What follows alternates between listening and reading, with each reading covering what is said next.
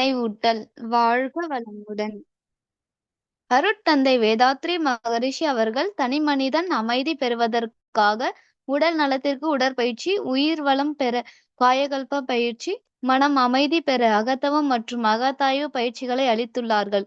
இத்தகைய சிறப்பான மனவளக்கலை எனும் வாழ்க்கை கல்வியை உலக சமுதாய சேவா சங்கம் ஸ்கை யோகா இணைய வழியே 12 நாட்கள் அடிப்படை பயிற்சியாகவும் அதனைத் தொடர்ந்து 4 மாதங்கள் சான்றிதழ் கல்வியாகவும் நம் இல்லம் தேடி வந்து அளித்து வருகிறது. இந்த சிறப்பான செய்தினை நமது உறவுகளிடமும் நட்புகளிடமும் பகிர்ந்து அனைவரும் உடல் நலத்துடன் ஆரோக்கியமாக அமைதியாக வாழ நம்மால் ஆன சிறு உதவினை செய்வோம். மகரிஷியின் கனவாம் உலக அமைதிக்கு நம்மால் இயன்ற சிறு தொண்டினை செய்து குருவின் கனவினை நனவாக்குவோம். மேலும் விவரங்களுக்கு குண்டலினி yoga.edu. இணையதளத்திற்கு செல்லவும். வாழ்க வளமுடன். இன்று கேள்வி பதில் நிகழ்வு பேராசிரியர் அருள்நிதி கோதை கோவிந்தராஜன் அம்மா அவர்களை அன்புடன் அழைத்து அமர்கிறோம். வாழ்க வளமுடன். வாழ்க வையகம், வாழ்க வையகம், வாழ்க வளமுடன். குரு வாழ்க, குருவே துணை. ஆசான் அருட்தந்தை வேதாத்ரி மகரிஷி அவர்கள் நம்மோடு சூக்குமமாக நிறைந்திருந்து நம்மை என்றென்றும் வழிநடத்துவாராக. இன்றைய நிகழ்வை அருமையாக ஒருங்கிணைத்துக் கொண்டிருக்கும் பேராசிரியர் அருள்நிதி பவித்ரா அவர்களும் அவர்தம் அன்பு குடும்பமும் அருட்பேராற்றல் கருணையினால் உடல் நலம், நீளாயு, நிறை செல்வம், உயர்ப்புகள், மெய்ஞானம் ஓங்கி வாழ்க வளமுடன், வாழ்க வளமுடன், வாழ்க வளமுடன். உலக சமுதாய சேவா சங்கம் ஸ்கை யோகா ஆண்டிலை தினந்தோறும் நடத்தி வருகின்ற இந்த இணையவழி நிகழ்விலே ஒவ்வொரு சனிக்கிழமை மாலையும் நாம கேள்வி பதில் நிகழ்வு, அதாவது ஐயன் தெளிதல் நிகழ்வு நடத்தி கொண்டிருக்கிறோம். சோ அந்த அடிப்படையில் இன்று ஐயன் தெளிதல் நிகழ்வுல உங்களுக்கான வேதாத்திரியத்துல இருக்கக்கூடிய சந்தேகங்களை கேட்டு நாம தெளிவுபடுத்திக் கொள்ளலாம். கேள்விகள் கேட்க விரும்புறவங்க ஹேண்ட் ரைஸ் பண்ணலாம். வாழ்க வளமுடன்.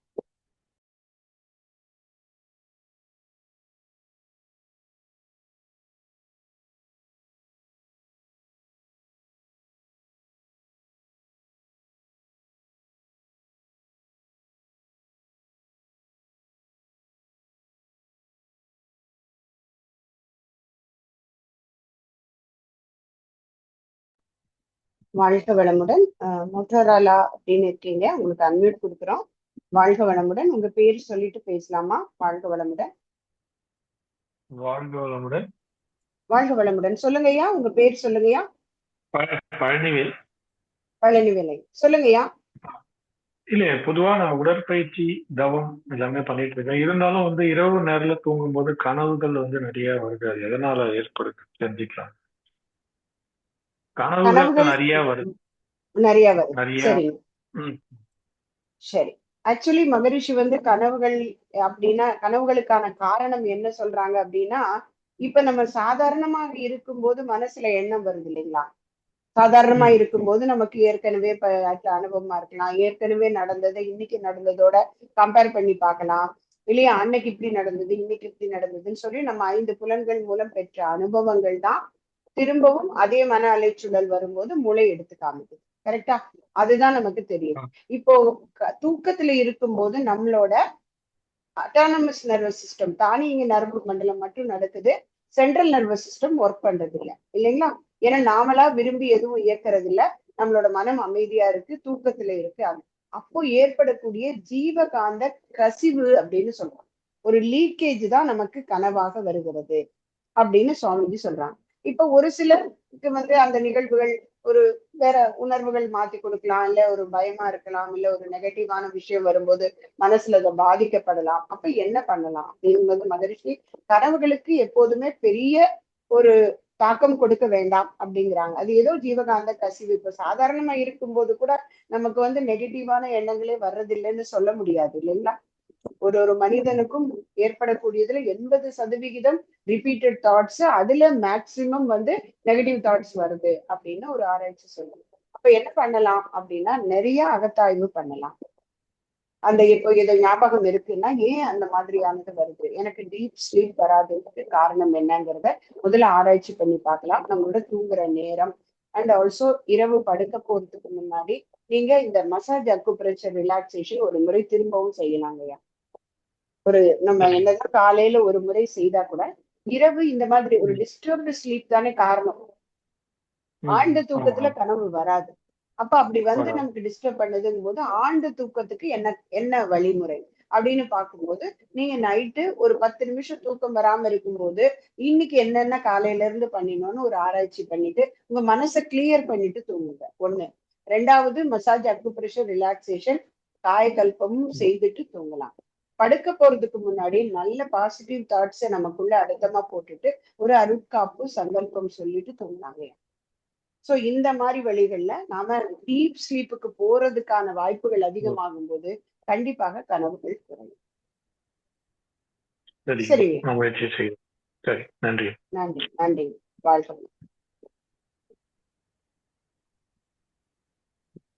வாழ்க்கை வளமுடன். சௌகத்தலியா நீங்க பேசலாங்கய்யா. ஒரு நிமிஷம் அனுமதி கொடுக்குறேன். ஐயா பேசலாம். வாழ்க்கை வாழ்க்கை வளமுடன் ஐயா, சொல்லுங்க. இந்த மனம், உள்ளம், அப்புறம் ஆன்மா, இதுக்கு என்னங்கம்மா? அதாவது இவ்வளவு வரைக்கும் உள்ளத்தனைய மலர்னிட்டும் அந்த திருக்குறளுக்கு வந்து மனசுதான் உள்ளம்னு நினைச்சிட்டு இருந்தேன் ஆக்சுவலா வந்து. அப்புறம் லேட்டரா தான் புரிஞ்சது இது கொஞ்சம் டிஃபரன்ஸ், மனசோட வேற அப்படின்ற மாதிரி புரிஞ்சுதுங்கம்மா. ஸோ இந்த மூணுக்கு என்னங்கம்மா லைக் என்ன ரிலேஷன்ஷிப் ஆர் டிஃபரன்ஸ் ஆக்சுவலா? மனம், உள்ளம் அண்ட் ஆன்மா.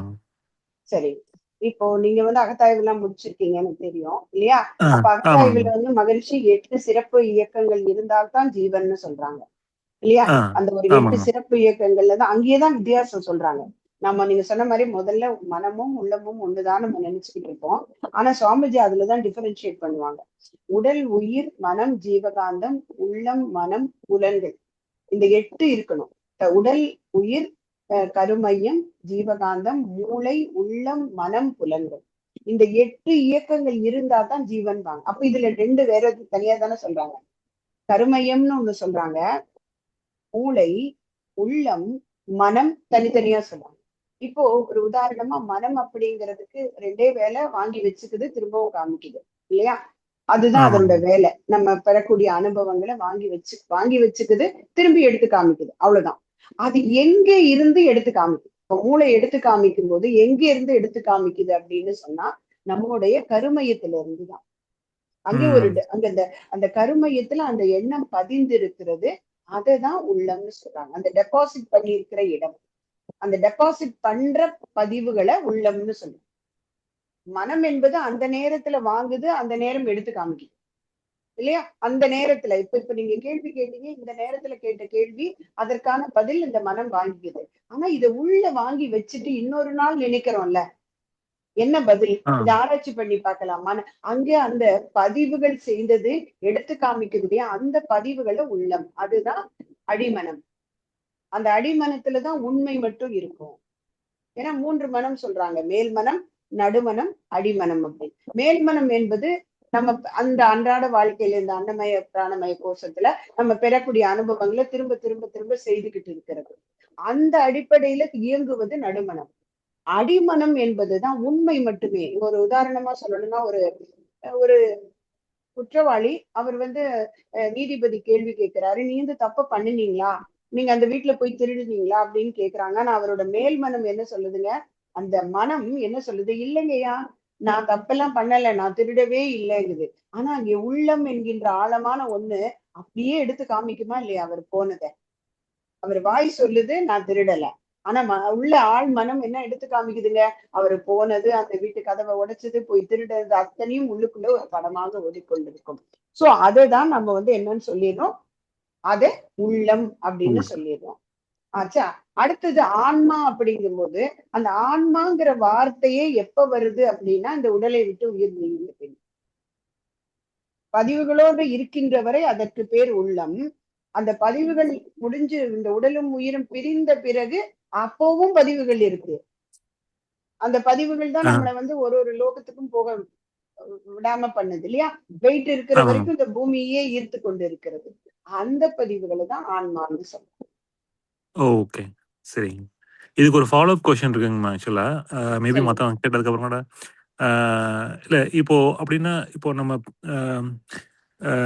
இப்போ நம்ம அம்மா அப்பா செஞ்ச புண்ணியம் பாவம் அதெல்லாம் நம்மளுக்கு வரும். அதாவது நம்மளோட அவங்க கர்ம பதிவுகள் நம்ம வந்து ஷேர் பண்ணிக்கிறோம் அப்படின்ற மாதிரி இருக்கு இல்லைங்க. அதாவது அவங்களுடைய தொடர்ச்சி தான் நம்ம. ஸோ அவங்களோட கர்ம பதிவுகள் நம்மளுக்கு வரும்ன்ற மாதிரி.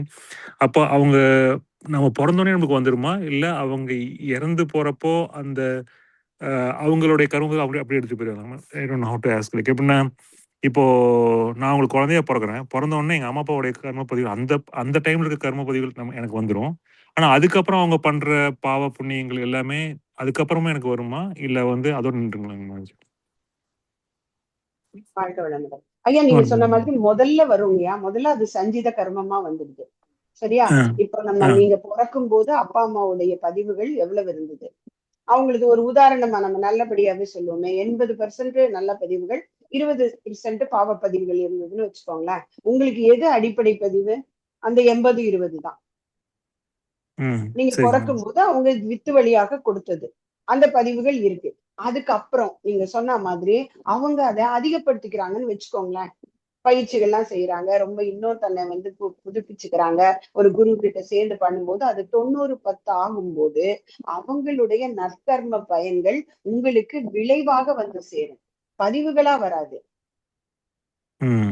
பதிவுகளா அப்படியே வர முடியாது, ஏன்னா வித்து தொடர் வந்தாச்சு இல்லையா?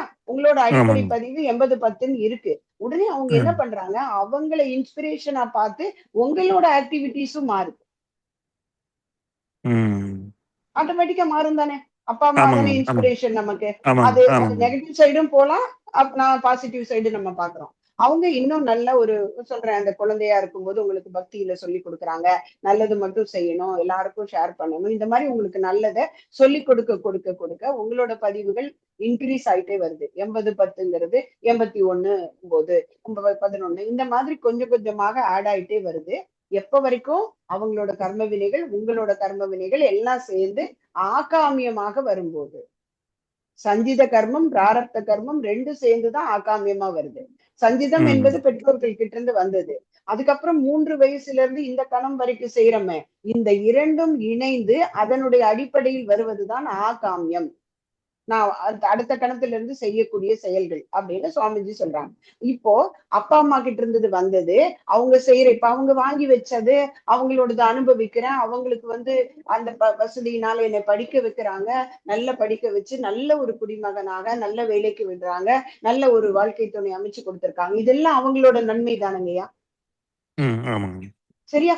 டைரக்டா வித்து வெளியே வரலைனாலும் அவங்களோட நன்மை தானே. இன்னைக்கு குரு கிடைச்சதுக்கு காரணமே அவங்க கிட்ட இருந்து வந்த பதிவுகள் தான். அவங்களுக்குள்ள ஏதோ நல்ல தேடல் இருந்திருக்கலாம், அந்த தேடல் உங்களுக்கு வேதாத்ரி மகரிஷியை காமிச்சு கொடுத்தது உங்களோடதுல. சோ இப்படி பதிவுகள் வரும். அப்புறம் உடலை விட்ட பின்னர் மகரிஷியே சொல்றாங்க, உடலை விட்ட பின்னர் நீங்க சொன்ன மாதிரி அப்பா அம்மாவுடைய காலத்துக்கு அப்புறம் அவங்களோட பதிவுகள் எப்படி வரும்னா, நமக்கு கருத்தொடராக நாம அதே குணங்கள் நாம கொண்டு இருக்கும் போது நம்ம கிட்ட வரும். நாம தான் அதை ஏத்துக்கிட்டு ஆகணும். அதுக்குதான் எந்த மதமாக இருந்தாலும் ஒரு சில சடங்குகள் என்ன செய்யறாங்கன்னா, நீங்க வந்து எங்களுக்கு கொடுத்துடுங்க பதிவுகளை. எந்த ரிலிஜியனை பின்பற்றவங்களும் அதை வாங்கிக்கிறாங்க. ஆனா மகரிஷி என்ன சொல்றாங்க, அவங்க கிட்ட மட்டும் போகும்னு சொல்லல. சரியா? மனிதனுக்கு பிறப்பு தொடர் தன்னை தேரா மாயையால் வினைப்பதிவால் கடல் போல நீளும். பதிவுகள் இருக்கிற வரைக்கும் பிறவி தொடர்ந்துகிட்டு தான் இருக்கு இல்லைங்களா? அடுத்தடுத்த குழந்தைகள் அடுத்தடுத்த தலைமுறை வந்துட்டே இருக்கு. அப்போ பிறவி தொடர்றதுக்கு காரணம் சொல்றாங்க, வினையை தீர்க்கணுங்கிற எண்ணம் இல்லாமல் நாம திரும்ப திரும்ப வினையில மாட்டிக்கிட்டு திரும்ப திரும்ப பிறந்துகிட்டு இருக்கோம். பிறப்பு தொடர் தன்னை தேரா மாயையால் வினைப்பதிவால் கடல் போல நீளும், கனிவுடைய கர்மத்தால் வித்தின் மூலம் கருவுருவாய் குழந்தைகளாய் தொடர்வது ஒன்று. சரியா? அப்பா அம்மாவுடைய கனிவுடைய கர்மத்தை எடுத்துக்கிட்டு வித்தின் மூலமா நாம பிறந்தோம், நமக்கு அந்த பதிவுகளை டிரான்ஸ்ஃபர் பண்ணி கொடுத்துட்டாங்க. இது ஒரு வகையான பிறவி தொடர். இன்னொன்னு என்ன சொல்றாங்க, இனி உடலை விட்ட பின்னர் நம்ம கேட்கிறோம்ல, அப்பா அம்மா காலத்துக்கு அப்புறம் எனக்கு எப்படி வரும் கேட்கிறோம் இல்லைங்களா? இனி உடலை விட்ட பின்னர் எஞ்சி உள்ள வினைப்பதிவுக்கு ஒப்ப வாழும் தனி மனிதனுடன் இணைந்து தான் தூய்மை பெறுகின்ற தொடர் மற்றாகும். அருமையான வரிகள். என்னன்னா, அவங்க கிட்ட இருக்கிற பதிவுகள் அவங்களுடைய மிச்சம் இருக்கக்கூடிய பதிவுகள் தானே அவங்கள அந்த அங்க மேல இறைநிலையோட ஓட விடாம பிடிச்சிருச்சிருக்கு இல்லையா? அந்த பதிவுகள்ல எதெல்லாம் எங்கிட்ட இருக்கோ அதெல்லாம் எங்கிட்ட சேரும், மற்றது யாருகிட்ட இருக்கோ அவங்க கிட்ட சேருங்கிறாங்க. ஓகே. யாருக்கிட்ட இருக்கோ அவங்களோட சேர்ந்து அவங்க தூய்மை பெறணும். யாரோ ஒருத்தர் மூலமாக அந்த செயலுக்கு வரணும். இப்ப உதாரணமா மகரிஷியவே எடுத்துக்கோங்க ஐயா. சுவாமிஜியோட நோக்கம் என்னங்க? உலக அமைதி. கரெக்டா? ஆமாங்க. அவருக்கு எஞ்சி உள்ள பதிவு அது ஒண்ணுதான். என்னது? உலகம் அமைதி அடையறத அந்த ஆன்மா உணரணும். அப்ப அவர் என்ன பண்ணுவாரு?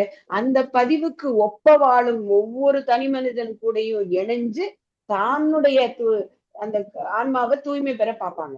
யாரெல்லாம் உலக அமைதிக்காக செய்யறாங்களோ அவங்க கூட எல்லாம் இணைஞ்சு இணைஞ்சு இணைஞ்சு அந்த செயலை முழுமைக்கு கொண்டு வருவாங்க. அதேதான் நம்ம அப்பா அம்மாக்கும் யாருக்கா இருந்தாலும். ஓகே ஓகேங்க. சரியா? சரிங்கம்மா. ரொம்ப நன்றிங்கம்மா. நீங்க கன்வின்ஸ் ஆனீங்களா எனக்கு தெரியல. இல்லைங்கம்மா இல்லைங்கம்மா இல்லைங்கம்மா இல்ல இப்ப எனக்கு வந்து எனக்கு அந்த கொஸ்டின் வந்துட்டே இருந்தது ஆக்சுவலா வந்து. ஸோ இப்போ ஓரளவு தெளிவாயிருச்சுங்கம்மா ஆக்சுவலா. ரொம்ப நன்றிங்கம்மா. வாழ்க்கணும்.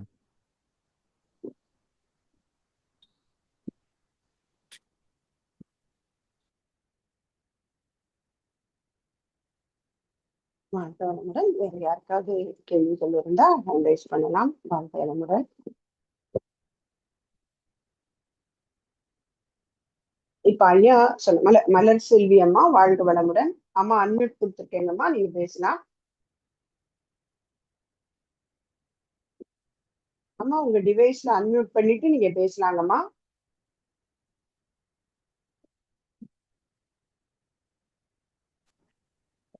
வாழ்க வளமுடன்மா. வாழ்க வளமுடன். சொல்லுங்கம்மா. நான் வந்து ஃபவுண்டேஷன் தான் முடிச்சிருக்கேன். எண்ணம் இதெல்லாம் நான் வரல இன்னும். அடுத்த கோர்ஸ்க்கு நான் இனி பண்ணணும். ஆனா எனக்கு வந்து இந்த ஆசை சீரமைத்தல் வந்து ஆசையை எப்படி சீரமைக்கிறது அது எனக்கு ரொம்ப தெரிஞ்சுக்கணும் போல இருக்குமா. அது வந்து ஏதாவது நமக்கு தேவையான அடிப்படை தேவைகள் எல்லாமே இருக்குது. ஆனா வந்து நம்மளை விட பெட்டரா ஒரு நல்ல ஒரு கலை வேலைப்பாடுகள் உள்ள ஏதாவது ஒரு பொருள் வச்சிருக்காங்கன்னா அதை பார்த்து நமக்கு அது வந்து அடிப்படை தேவை கிடையாது. ஆனா நமக்கு அது மேல ஆசை வருது. அப்போ நம்ம வந்து அத வந்து என்ன என்ன பண்ணணும்? அத வாங்கலாமா இல்ல வேண்டாம், வாங்கலாமா வேண்டாமா அந்த மாதிரி. ஏன்னா நிறைய பேர் வந்து அதெல்லாம் கூட இல்லாமலும் நிறைய பேரு இருக்கிறாங்க. அப்போ நம்ம எப்படி சீரமைக்கணும்? எப்படி நம்ம ஆசை வாங்குறது கரெக்டா? வாங்கி நம்மள சாட்டிஸ்ஃபை பண்றது கரெக்டா? இல்ல இல்ல இவ்வளவு போதும் அப்படின்ட்டு இருக்கிறது கரெக்டா? அப்படின்ட்டு ஒரு டவுட். கண்டிப்பா. ஆமா, இப்போ நீங்க ஒரே ஒரு விஷயம், ஃபவுண்டேஷன் கோர்ஸ் முடிக்கும் போதே உங்களுக்குள்ள இந்த ஒரு கேள்வி வர்றதே எவ்வளவு பெரிய விஷயம் பாத்தீங்களா? இப்போ நீங்க இந்த பயிற்சி எடுக்கிறதுக்கு முன்னாடி தோணினா சரி என்னால வாங்க முடியும்னா வாங்கியிருப்பீங்க. கரெக்டா? ஆமா. இந்த அளவுக்கு யோசிச்சிருப்பீங்களா? இல்ல இல்ல. அப்ப அங்கேயே வெற்றிமா, அங்கேயே வெற்றி. சரியா? மகரிஷியோட பயிற்சி உங்களுக்கு என்ன கொடுத்திருக்கு? ஒரு ஆராய்ச்சி மனப்பான்மையை கொடுத்துருச்சு. பட் நான் இப்ப சொல்றேன். பட் நீங்க இது என்னை பொறுத்தளவுல இந்த கேள்வி சிறந்தது. நமக்கு அதுக்கான பதில் தேடுறதும் சிறந்தது. ஆனா முறையாக சொல்லுவாங்கல்ல, த்ரூ ப்ராப்பர் சேனல், குருவுடைய சாநித்தியத்துல நீங்க அகத்தாய்வுகள் ஜாயின் பண்ணிடுங்க. ஃபவுண்டேஷன் கோர்ஸ்ல 3 தீட்சை நீங்க எடுத்துட்டீங்களாமா? துரியம் வரைக்கும் 2 எடுத்துட்டேன். 3வது இன்னொரு நாள் போகணும். எடுத்துருங்க. சரி, இப்ப எடுத்துட்டீங்கன்னா நீங்க வந்து ஜூன் ஃபர்ஸ்ட் மண்டே ஆரம்பிச்சிடுவாங்க ஆன்லைன்ல. சரிங்க. நீங்க ஆன்லைன்ல தானே ஃபவுண்டேஷன் கோர்ஸ் முடிச்சீங்கம்மா? ஆமா ஆமா ஆமா. சரியா? அப்ப நீங்க ஆன்லைன்லயே எடுத்துடுங்க. இப்ப ஒவ்வொரு வாரமும் ஒரு மாசமும் ஒரு வாரம் அகத்தாய்வு பயிற்சிகள் இருக்கும். முதல் வாரம் முதல் நிலை அகத்தாய்வு, அதுக்கு அடுத்த மாசம் 2வது வாரம் 2ஆம் நிலை அகத்தாய்வுன்னு வரும். சோ முதல் அகத்தாய்வுலயே உங்களுக்கு ஆசை சீரமைத்தலுக்கான பயிற்சி சொல்லி கொடுத்துருவாங்க. சரியா? இது ஒண்ணு. இருந்தாலும் இது வந்து சஸ்பென்ஸ் மாதிரி இன்னும் 1 மாசம் நான் வெயிட் பண்ணணுமா அப்படின்னு தோணுது இல்லைங்களா? சரியா? இந்த ஒரு கேள்விக்கு அதுக்காக உங்களுக்கு ஒரு சிம்பிளா ஒரு பதில். நீங்க ஒரு 4-5 கேள்வி கேளுங்க. சரியா? இப்படி ஒரு ஆசை வந்தது, ஒரு பொருள் வச்சிருக்காங்க. அந்த ஃபர்ஸ்ட் கேள்வி நீங்களே சொல்லிட்டீங்க அதுக்கு ஆன்சர். இது ஒண்ணும் அத்தியாவசிய தேவை இல்லை அப்படின்னு நீங்க சொல்லிட்டீங்க. ஆனால் அதையும் தாண்டி அந்த பொருள், இந்த பொருள் இல்லாமல் என்னால் இருக்க முடியாதா? மகிழ்ச்சி அந்த மாதிரி ஒரு 4 கேள்வி கேட்க சொல்றாங்க ஆசை சீரமைத்தல். ஆசை என்பது இயற்கை, இச்சை என்பது இயற்கை, அது தப்பே கிடையாது, வரலாம், தப்பு இல்லை. ஆனா ஃபர்ஸ்ட் கேள்வி என்னன்னா, இது இல்லாம என்னால இருக்க முடியாதா இந்த பொருள் இல்லைன்னா? சரியா? அந்த கேள்விக்கு பதில் தேடுங்க. இல்ல எனக்கு வேணும், நல்லா இருக்கு அப்படிங்கிற மாதிரி உங்களுக்கு அது பிரயோஜனமான ஒரு பொருள், அத்தியாவசியம் பொருள் இல்ல, ஆனாலும் உங்க வாழ்க்கைக்கு தேவையான ஒரு பொருள்னு வச்சுக்கோங்க. ஃபர்ஸ்ட் கொஸ்டின்ல ரெடி ஆயிடுது, ஓகேன்னு வந்துடுது. ரெண்டாவது கொஸ்டின் என்னன்னா, இதை நிறைவேற்றுவதற்கான வசதி வாய்ப்பு இருக்கிறதா, அது ரெண்டாவது. கஷ்டப்பட்டு வாங்கக்கூடாது, சரியா? அப்ப அந்த பொருளை நான் வாங்குறதுனால வசதி வாய்ப்புகள் எனக்கு இருக்கா, அதுக்காக நான் கஷ்டப்படக்கூடாது, ரெண்டாவது. சரி, அதுலயும் இருக்கு, அப்படி ஒண்ணும் பெரிய பெரிய வந்து பொருளாதாரத்துல ரொம்ப அதிகமா செலவு பண்ண வேண்டியது இல்ல, அதனால ஓகே, சரியா? மூன்றாவதாக ஒரு கொஸ்டின், அதுதான் ரொம்ப முக்கியம். இதை நான் நிறைவேற்றுவதனால எனக்கோ மத்தவங்களுக்கோ இன்னைக்கோ நாளைக்கோ பிரச்சனை, இதை ஆராய்ச்சி பண்ணி கேள்வி கேளுங்க. உங்களுக்கோ மற்றவங்களுக்கோ, சரியா, இன்னைக்கோ நாளைக்கோ பிரச்சனை இருக்கக்கூடாது அந்த பொருளை நீங்க வாங்குறதுனால, சரியா? நான் ஒரு உதாரணத்துக்கு சொல்றேன். இப்ப நீங்க சொன்ன மாதிரி நீங்க பினான்சியலி ஓகே, குட், நல்லது எல்லாம் சொல்றேன். அவங்க வாங்கியிருக்கிற பொருள் நல்லா இருக்கு, வீட்டுக்கு ஒரு அழகான பொருளா இருக்கலாம், வீட்டுக்கு வந்து ஒரு லக்ஸுரியஸா கூட இருக்கட்டுமே, தப்பு இல்ல, சரியா? என்னால வாங்க முடியும், வாங்கிடுறீங்க. ஆனா ஒரே உதாரணம் என்னன்னா, இப்ப உங்க வீட்டுல உங்க கூட இன்னொரு ஃபேமிலி, நீங்க ஒரு கூட்டு குடும்பமா இருக்கீங்கன்னு வச்சுக்கோங்களேன், சரியா? இப்ப நீங்க வாங்குற அந்த பொருள்னால அந்த கூட இருக்கக்கூடிய பெண்ணுக்கு ஒரு வருத்தம், அந்த உதாரணமா நான் சொல்றேன், உதாரணமா சொல்றேன், சரியா? அல்ல அவங்க கிட்ட இல்ல, சரியா? நான் இந்த பொருளை வாங்கி நான் யூஸ் பண்ணும்போது அந்த நம்ம கூடவே தான் இருக்காங்க, அவங்க எங்கேயோ இருந்தாங்கன்னா வெள்ளன் குட், நான் வாங்குறது நான் யூஸ் பண்ணிக்கிறேன், ஓகே. ஆனா இதுதான் இன்னைக்கோ நாளைக்கோ எனக்கு யாரும் கஷ்டம் கொடுக்கணும், யாருக்கும் கஷ்டம் வரக்கூடாது. அந்த பொருளை நான் வந்து எவ்வளவு நாள் யூஸ் பண்ணுவேன், அந்த பொருளை வந்து லைஃப் லாங் நான் யூஸ் பண்ணுவேனா, அது எனக்கு கொஞ்ச நாள் தான் தேவையா? இந்த கேள்விகளை கேட்டுட்டு அந்த ஆசையை வச்சுக்கலாமா வேண்டாம், வாங்கிக்கலாமா வேண்டாம், யூஸ் பண்ணிக்கலாம், யாருக்கும் ஹார்ம் கிடையாது. அது நல்லா இருக்கு, எனக்கு பிடிச்சிருக்கு, ரெண்டாவது அது வீட்லயும் வச்சா அழகா இருக்கும், இல்ல வீட்டு பொருளோ அது என்ன பொருளா இருந்தாலும் சரி, அதனால யாருக்குமே கஷ்டம் இல்லைன்னா தாராளமா வாங்கிக்கலாம். அப்படி பார்த்தா அத்தியாவசிய பொருள் மட்டும்தான், அடிப்படை பொருள் மட்டும்தான் நம்ம வேற எதுவுமே யூஸ் பண்ணக்கூடாது, இல்லைங்களாமா? ஆமாமா. ஆனா இப்ப நம்ம நம்ம நம்ம வீட்ல நம்ம கொஞ்சம் கொஞ்சம் நம்ம வீட்ல ஒர்க் பண்ணக்கூடியவங்க வந்து அப்படி பார்க்கும்போது நம்ம என்ன ரொம்ப லக்ஸூரியஸா உள்ளதை வாங்கிட்டோமோ, அவங்களுக்கு இல்லாதது நம்ம வாங்கிட்டோமோ அப்படின்ற மாதிரி. கரெக்டுமா, கரெக்டுமா. அது முன்னாடி கூட சொல்லுவாங்க, இந்த இதுல குரான்ல சொன்னதா சொல்லுவாங்க, பசித்தவன் முன்னாடி சாப்பிடுறது வந்து ரொம்ப பெரிய பாவம் அப்படின்னு சொல்லுவாங்க. பசிச்சவங்க முன்னாடி, பசி இருக்கிறவங்க முன்னாடி சாப்பிடுறது, அந்த மாதிரி தான். நீங்க சொன்ன மாதிரி அதை அவாய்டு பண்ணிக்கலாம். நீங்க சொன்ன மாதிரி அவங்களுக்கு இல்ல அப்படிங்கும் போது நம்ம எக்ஸ்ட்ராவா ஒரு பொருளை வாங்கிட்டு அதை ஒரு நம்ம ரொம்ப ஒரு பெருமையாக, நான் ஒரு உதாரணம் தான் சொல்றேன் இதுல. என்னுடைய கணவர் வந்து ஒரு ஃபேக்டரி வச்சிருந்தாங்க. அப்போ அந்த ஃபேக்டரிக்கு ஆயுத பூஜைக்கு போகும்போது எங்க கிட்ட என்ன சொல்லுவாங்கன்னா, உங்களோட போன் எடுத்துட்டு வராதீங்க, உங்களோட பையன்கிட்ட முதல்ல சொல்லுவாங்க. அப்போ அந்த யங்ஸ்டர்ஸ் தானே போன் எல்லாம் ரொம்ப லேட்டஸ்ட் போன் வச்சிருப்பாங்க. அப்ப அவங்ககிட்ட நீ உன்னோட போனை நீ கம்பெனிக்கு வரும்போது எடுத்துட்டு வரக்கூடாது அப்படிம்பாங்க. கொஞ்சம் அவனுக்கு கோவம் வரும், ஏன் டாடி நான் ஏன் எடுத்துட்டு வந்தானே, அதுல போட்டோ எடுக்கலாம், இது பண்ணலாம் அப்படின்னும் போது அப்ப அவங்க பொறுமையா சொல்லுவாங்க, நீ வந்து அவங்கதான் உழைக்கிறாங்க, அவங்களுக்கு உண்டானதெல்லாம் கொடுக்குறோம், ஆனாலும் அவங்க முன்னாடி நாம ஒரு ஹை ப்ரொஃபைல் பொருளை வச்சிருக்கும் போது அவங்களுக்கு மனசு வருத்தப்படும், அதனால கொண்டு வராத அப்படின்னு சொல்லுவாங்க. அன்னைக்கு சொன்னதுக்கு எனக்கு இன்னைக்கு நீங்க பேசும்போது அதுக்கு ஆன்சர் கிடைக்குதுங்க எனக்கு. அந்த மாதிரி உங்களுக்கு தோணல் வர்றதே பெரிய பிளஸ் தான் மலர்செல்வி அம்மா. அவங்க முன்னாடி நான் வந்து ரொம்ப நிறைய போட்டிருக்கேனோ, நிறைய வச்சிருக்கேனோ, அவங்களுக்கு ஒரு வருத்தம் இருக்குமே அப்படிங்கும் போது, பட் அதே நம்ம அது அவங்களுக்கு வருத்தம் ஏற்படாத வகையில் ஒரு சிலது நம்ம ஒண்ணும் பண்ண முடியாது, இல்லைங்களா? ஒரு சிலது நம்ம வாழக்கூடிய வாழ்க்கை முறைக்கு ஏற்க இருக்கத்தான். அப்ப அது அவங்க வருத்தப்படாத வகையில் எப்படி நம்ம உபயோகப்படுத்தணுமோ அப்படி உபயோகம். பெரிய ஆராய்ச்சி மலர்செல்வி அம்மா, ரொம்ப தேங்க்ஸ்.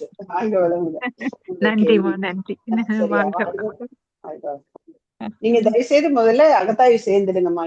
இன்னும் நிறைய உங்களுக்குள்ள அந்த கேள்விகளுக்கான விடைகள் கிடைக்கும், மகிழ்ச்சி கொடுப்பாங்க. சரிங்களா? ரொம்ப நன்றி. மாரியப்பன் ஐயா, உங்களுக்கு அன்மியூட் கொடுத்துருக்கீங்கயா, நீங்க பேசலாங்கய்யா. அம்மா வாழ்க வளமுடன்மா. வாழ்க வளமுடன். சொல்லுங்கய்யா, நல்லா இருக்கீங்களா? நல்லா இருக்கேங்கம்மா, நல்லா இருக்கேன். மகரிஷி அவங்க வந்து அந்த 9 கோள்களை பற்றி சொல்லும் போதுமா, ஞாயிறு முதல் சனி வரை இருக்கிற கோள்கள் சொல்லிட்டு அந்த ராகு கேது மட்டும் சொல்லும்போது கருந்துகளையும் அதையும் கம்பேர் பண்ணி சொல்றாங்க. அது கொஞ்சம் புரியலங்கம்மா. நீங்க கொஞ்சம் புரியும்படி சொன்னீங்கன்னா நல்லா இருக்கும். கண்டிப்பா கண்டிப்பாங்கய்யா. இப்போ இந்த 9 கோள்களுமே வந்து பாத்தீங்கன்னா அதுல மையமாக இருக்கிறது சூரியன் தான் இல்லைங்களா? சூரியன் தான். சூரியன் தான் நம்மளோட பால்வெளி மண்டலத்துக்கு மையமா இருக்கு. அதுவும் எல்லாமே உருவாக்கப்பட்டது காந்தத்தினாலதான் இல்லையா? அதுவும் அந்த கோடானு கோடி துகள்கள் ஒண்ணு சேர்ந்தது. அது ஒரு நெருப்பு கோலமாக உருவானது. அது தனக்கென ஒரு இடத்தை எடுத்துக்கிச்சு.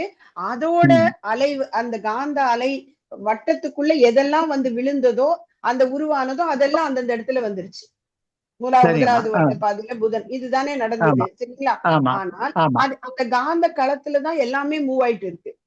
பூமி சூரியனை சுத்துறதாகட்டும், எல்லா கோள்களும் சூரியனையும் தன்னைத்தானே சுத்துவதாகட்டும், எல்லாமே அந்த காந்த களத்துல தான் நடந்துட்டு இருக்கு. இந்த இதுல இப்ப பஞ்ச பௌதீக பிரிவுகளால் ஆக்கப்பட்டதுதான் எல்லா கோள்களும். ஆனால் சூரியன்ல மட்டும் நெருப்பு தான் அதிகம். அது ஒரு நெருப்பு கோளம் இல்லைங்களா? அப்ப அந்த நெருப்பு கோளத்துல எல்லாத்துக்கும் நடுவுல ஒரு அசையாத பகுதி இருக்கும். சென்டர் வந்து நியூக்ளியஸ். நீங்க வந்து சயின்ஸ்ல பார்த்தாலும் ஒவ்வொரு எலக்ட்ரான், புரோட்டான், நியூட்ரான், அப்புறம் நடுவுல இருக்கிறது என்னது நியூக்ளியஸ்ன்னு சொல்லுவாங்க, கருந்துளை. அப்போ ஒவ்வொரு அணுவும் அதுல இருக்கக்கூடிய துகள்களுக்கு ஏற்ப பேர் வாங்குறோம். அது நியூட்ரான், புரோட்டான் சொல்றோம், எலக்ட்ரான் சொல்றோம். நியூட்ரான் சமமா இருக்கு. அதுக்கப்புறம் அதுவும் குறைஞ்சதுன்னா அது சுத்தவெளியாக மாறிடுது. அதுதான் கருந்துளை. அப்போ இது வந்து இயல்பாக எல்லா இடத்துலயும் நடக்கக்கூடியது. ஆனால் சூரியன் ஒரு நெருப்பு கோளம்.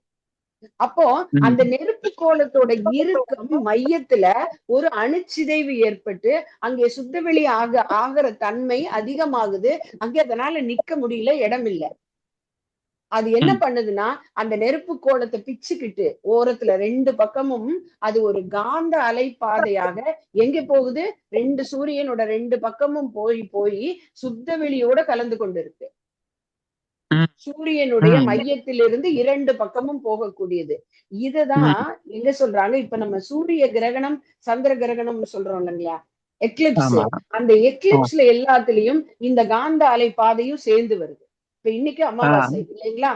அப்ப சூரியன், சந்திரன், பூமி ஒரே நேர்கோட்டுல வருது. அது ஒவ்வொரு மாதம் 15 நாளைக்கு ஒருக்க வருது. அது ஒரு தடவை அமாவாசை, ஒரு தடவை ஃபுல் மூண்டோ நியூ மூண்டேன்னு சொல்றோம். ஆனா இந்த மூணும் வரும்போது அந்த அலை வருது இல்லையா, அந்த நடுவுல இருக்கக்கூடிய அந்த காந்த அலை பாதை அதுவும் ஒரே நேர்கோட்டுல வரும்போதுதான் அத கிரகணம்னு சொல்றோம்.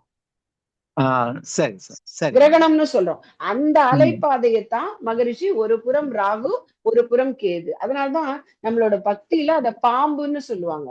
நீங்க பாத்தீங்கன்னா ராகு கேதுவ பாம்பு, அது வந்து முழுங்கிடும் சந்திரனேன்னு சொல்லுவாங்க. அப்ப இதெல்லாம் என்னங்க, இந்த கிரகணத்தின் போது அந்த ஒளி மறைக்கப்படும் போது அது சந்திர கிரகணமாக, சூரிய கிரகணமாக மறைக்கப்படுகிறது. அதை நமக்கு புரியாதுங்கிறதுனால பக்தியில அது பாம்பு, அது வந்து சூரியனை முழுங்கு, சந்திரனை முழுங்குதுங்கிற மாதிரி நமக்கு கதைகள் மூலமாக சொல்லி கொடுத்தாங்க. ஆனா மகரிஷி சொல்றது அந்த காந்த அலை பாதைகள் நடுவுல ஏற்படுது. ஏன்னா அதுல நெருப்பு தான் அதிகம். பூமியிலும் அதே மாதிரி நெருப்பு ஏற்படுது இல்லைங்களா? பூமியிலயும் மையத்துல மகரிஷி சொல்றாங்களா, அணுச்சிதைவினால் ஒரு பெரிய நெருப்பு ஏற்படுது. அந்த நெருப்பு தான் மேல வரைக்கும் வந்து உயிர்கள் வாழ்வதற்கு சூட கொடுக்குது. இங்க பஞ்ச பௌதீக பிரிவுகள் சரியான விகிதத்துல இருக்குது. ஆனால் சூரியன்ல அப்படி இல்லை. அது ஒரு நெருப்பு கோலம். அப்படிங்கும் போது அதுல வர்றதுதான் ரெண்டு பக்கமும் பீரிட்டு கிளம்பி வருகிறதா மகரிஷி சொல்றாங்க. அப்ப நியூக்ளியஸ் தான் கருந்துளையாமா? கருந்துளை என்பது நியூக்ளியஸ் தான். நியூக்ளியஸ் தான். அந்த நியூக்ளியஸ் வழியா எல்லாத்துக்குள்ளேயும் உண்டு அந்த நியூக்ளியஸ். அது வழியா அந்த காந்த புலன் உள்ள போய் ஒரு ரெண்டு பக்கமும் தனியா பிரிஞ்சு ராகு கேதுன்னு பிரியுது. ஆமா ஆமா ஆமா ஐயா. இப்போ ஒரு பேர்ல், ஒரு முத்து ஒரு இதுல கோர்க்குறீங்க. அந்த முத்துக்கு நடுவுல ஓட்டை இருக்குதுல்ல, அதுக்குள்ள என்ன இருக்கு? அதுக்குள்ளே சுத்தவெளி தானே இருக்கு. ஆமா ஆமா. இப்ப ஒரு நம்ம கோர்க்கிறோம், ஒரு மாலையில கோர்க்குறீங்க, ஒரு முத்து எடுத்து கோர்க்குறீங்க, அதுக்கு ரெண்டு பக்கமும் ஓட்டை இருக்குது இல்லைங்களா? ஆமா. அதே மாதிரி ஒவ்வொரு அணுக்களுக்குள்ளேயும் இருக்கு அசையாத ஒரு பாகம். அது அங்க அந்த பஞ்சபௌதிக பிரிவுகளுக்கு ஏற்ப அது பீரிட்டு வரல. சூரியன்ல மட்டும் நெருப்போட தன்மை அதிகமா இருக்கிறதுனால அது பீரிட்டு வெளியே வருது. புரியுதுமா புரியுதுமா. சரிங்க. நன்றிங்கம்மா. இன்னும் நீங்க ஆழியாறு போனீங்கன்னா இன்னும் அங்க பிசிக்ஸ் ஐயா கே பெருமாள் ஐயா இருக்காங்க, லக்ஷ்மணன் ஐயா கிட்ட இன்னும் நிறைய விளக்கங்கள் இங்க கேட்டு தெரிஞ்சுக்கலாங்க ஐயா. எனக்கு தெரிஞ்சது நான் உங்ககிட்ட பகிர்ந்துக்கிறேன். நன்றிங்கம்மா. நன்றிங்கம்மா. தேங்க்யூ. வாழ்க வளமுடன். வாழ்க வளமுடன். நேரமான பதியலை நம்ம நிறைவு பண்ணிக்கலாம். பவித்ராமா நிறைவு பண்ணிக்கலாம். பவித்ராமா வாழ்க வளமுடன்.